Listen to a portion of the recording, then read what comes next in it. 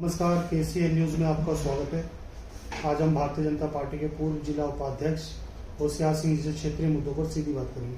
होशियार सिंह जी, बहुत बहुत स्वागत है सर हमारे चैनल में। सर आपका आपको भी, आपको चैनल का भी बहुत बहुत। सबसे पहले मैं शुरुआत करता हूं सर, आप भारतीय जनता पार्टी के लंबे समय से सिपाही रहे हैं सर। आपसे जानने की कोशिश करते हैं, नितिन नवीन जी को मात्र 45 साल की आयु में उन्हें राष्ट्रीय अध्यक्ष बनाया गया है सर। इसको लेकर हमारे दर्शकों को क्या कहना चाहिए सर? देखिए, बहुत अच्छी बात है, बहुत खुशी की बात है। नितिन नवीन जी, देखिए बताऊं तो यहाँ के लोग विश्वास नहीं करेंगे।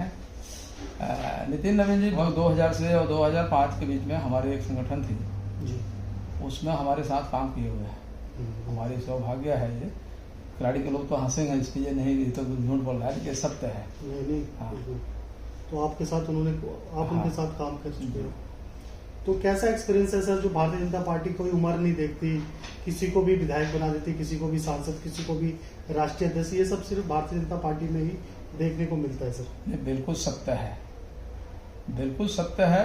भारतीय जनता पार्टी संगठन में किसी तरह का भी लोग जो काम करते हैं उनको सम्मान देती है। बिल्कुल। लेकिन थोड़ी सी बात यह है, क्राड़ी के विषय पे हम ज्यादा बोलेंगे। क्राड़ी के लोग जो हैं, सत्ता और विपक्ष दो ही लोग हैं, और क्राड़ी में जो भी क्राइम हो रहा है इसमें सत्ता और विपक्ष दोनों का योगदान है। दोनों का योगदान है सर। सूत्रों के हवाले से पता चला है, जो यहाँ के मौजूदा विधायक की बात करें या किसी और अन्य पार्टी की बात करें, चाहे वो किसी भी पार्टी से आता हो, अगर पूर्वांचल समाज से ही आते हैं लगभग सबके सब यहाँ पे।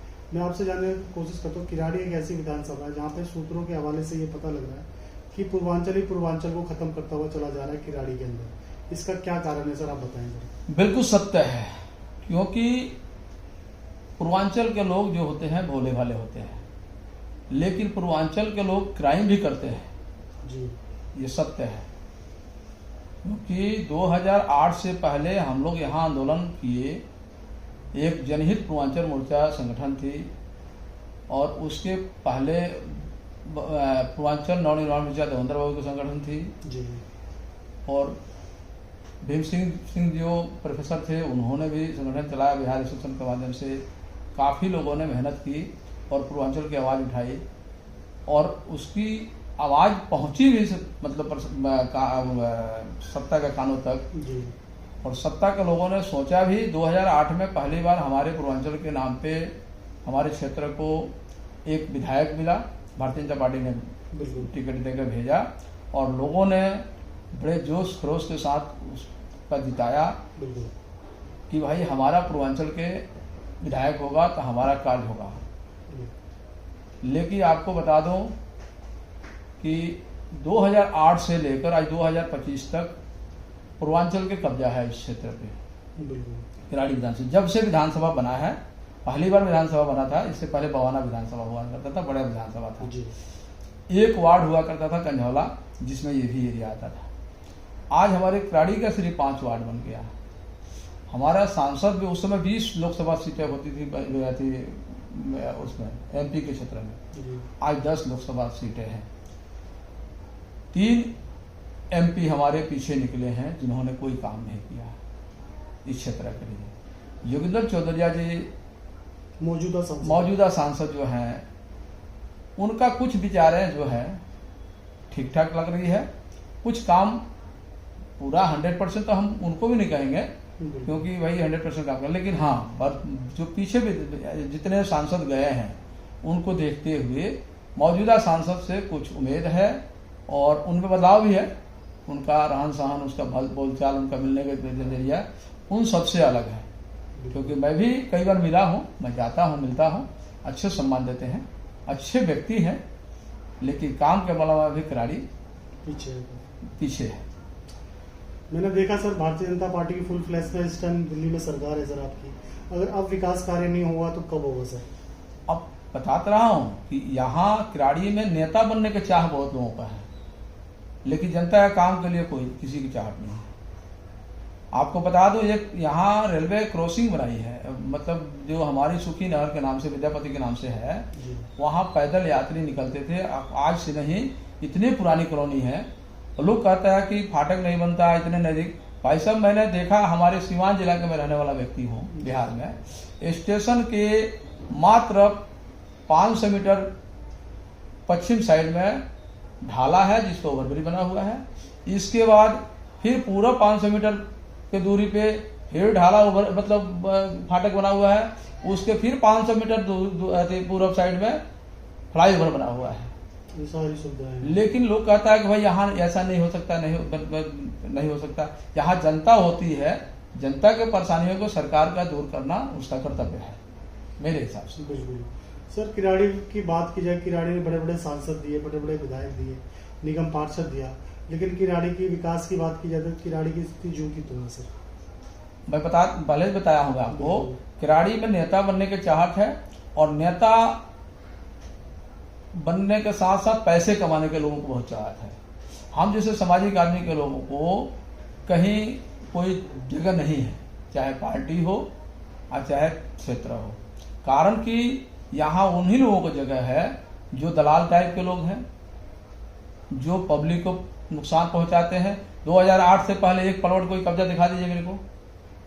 2008 के बाद ही पूर्वांचल के लोगों को प्लॉट कब्जा हुआ, और करने वाला पूर्वांचल के लोग हैं। इस तरह का क्राइम करने वाला लोग कौन है? पूर्वांचल के लोग हैं। और कराने वाला नुकसान किसका होगा? पूर्वांचल के लोगों को। किसी के बच्चा अगर सटेरी बन रहा है तो किसका बच्चा बन रहा है? पूर्वांचल का बन रहा है। और सटेरी बनाने वाला कौन है? पूर्वांचल के लोग हैं, क्योंकि उनको पैसा चाहिए। उनको ये नहीं देखना है, सिर्फ नारा है पूर्वांचल का, लेकिन पूर्वांचल के लिए प्रतिनिधियों ने काम नहीं करते हैं। और किसी कहीं भी जाते हैं सरकार के पास तो अपनी दावेदारी, हमारे टिकट पैसे फाइनल हो, हम कैसे नेता बने, कैसे पैसे कमाएं, इस पे फोकस करते हैं। किराड़ी के हालात पे कोई चर्चा नहीं करता है। होशियार सिंह जैसा पागल आदमी जो जाता है, भाई राष्ट्रपति से मिलता है, प्रधानमंत्री के पास ज्ञापन देता है, उपराष्ट्रपति के पास ज्ञापन मिलता है, दिन भर पागल की तरह घूमते रहता है, इसको कौन पूछने वाला है? वो सर मौजूदा यहाँ से प्रतिनिधि है, विधायक प्रतिनिधि, निगम पार्षद, वो इन चीजों की, इन समस्याओं को लेकर जागरूक नहीं। मैं देख रहा हूँ सर, आपके ऑफिस के बाहर में अभी आ रहा था तो मुझे आने में भी बहुत परेशानी हुई। मैंने गाड़ी बहुत दूर जाके लगा के फिर आपके पास आया हूँ। आने में भी अगर फिसल जाता तो गिर जाता। काफी लोगों को ऐसी परेशानी हो रही है, इसको लेकर क्या कहना चाहेंगे और ये समस्या कब से बनी है सर? मैं आपको बता दूं, आपने देखा होगा दैनिक जागरण में कुछ हमारा लेख छपा था। आज की बात बता रहा हूँ, तत्काल मैं नई दिल्ली से किराड़ी चौक पे 45 मिनट में आ गया था जी। और 45 मिनट से मैं नई दिल्ली से आ गया, और किराड़ी से अपने घर सरदार बस सिंकले में आने में मुझे 1.5 घंटा लगा।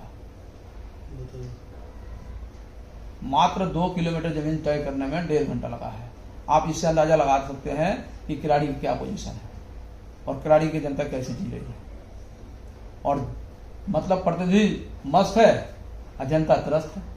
ये है हालात यहाँ का। बार बार ये समस्या बनती रही है सर। मैं देख रहा हूँ काफी लंबे समय से, कम से कम नहीं 30-35 साल हो गए इस क्षेत्र को, लेकिन समस्या जूं की तो है सर। बड़े बड़े विधायक सांसद आए, अपना काम किया, चल दिए, अपनी बिल्डिंगें बनाई, कहीं और जाके बस गए। यही चलता रहेगा सर। इसका कारण है कि देखिए, जब तक कहीं भी, हम बिहार से आए हुए हैं और बिहार से आने के कारण जातिवाद जो हुआ बिहार में, चाहे वो कोई किसी को गाली दे, लालू को गाली दे, मियां को गाली दे, जातिवाद आज पैदा नहीं हुआ है। जातिवाद ब्रिटिश सरकार चली गई, जातिवाद यहाँ पैदा करके गई, और जातिवाद के कारण हम यहाँ दिल्ली छोड़कर, बिहार छोड़कर दिल्ली आए। और दिल्ली में भी वही चीज है। पूर्वांचल का व्यक्ति है, चाहे वो क्राइम करता है, हो कितना बड़ा क्रिमिनल हो, हमारे जाति का है, हमारे बिरादरी का है, हमारे क्षेत्र का है, हम उसको समर्थन करेंगे। इस पे हम कभी चर्चा नहीं करेंगे कि नहीं, खराब आदमी है तो इसको बहिष्कार करो, चाहे हमारा भाई ही क्यों ना हो, हमारा बेटा ही क्यों नहीं हो, गलत तो गलत को गलत बहिष्कार कीजिए। वो किसी का नहीं होता सर, किसी का नहीं होता है वो। बिल्कुल, बहुत अच्छी बात बताई होशियार सिंह जी आपने। जो गलत होता है और जातिवाद ना देखे, अगर अपने क्षेत्र का विकास और डेवलप चाहते हैं तो। वहीं सर मैं दूसरी ओर रुख कर लेता हूँ सर, आपके विराट हिंदू सम्मेलन को लेकर पूरे हिंदुस्तान के समेत आपके दिल्ली में भी काफी क्षेत्र में विराट हिंदू सम्मेलन मनाया गया सर।